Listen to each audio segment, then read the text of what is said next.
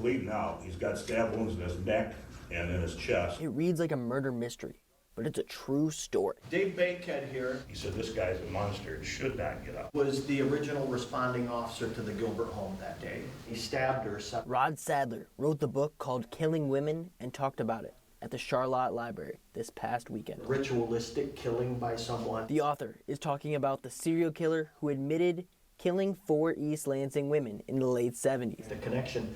So he cut off her hands to get the handcuffs back. Sadler is tired of worrying that Don Miller will get out of prison, but Angela Whitwer is doing something about it. This was very close to my heart, and I've had other people in my family be victims of very brutal crimes. State Representative Whitwer sponsored one of 2 bills. Currently, in the Michigan legislature, it would give the parole board power to delay a prisoner's parole hearing up to 5 years. He has to be considered, but when you look at the totality of the circumstances of this individual, he's not one who should receive parole. The serial killer is scheduled to be released in 2031.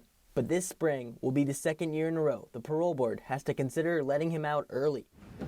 Douglas Lloyd is an Eden County prosecutor. Just watch out. He says all that does is re-victimize the victims. Why are we re-traumatizing these victims and these victims' families with him being considered for parole every year? The other thing, If the bills pass, it will give victims and their families a little more time between parole hearings. well, just to get it out, that more people, everybody can write to the parole board, that they're not realizing that this man could be out, in our midst, within our lifetime.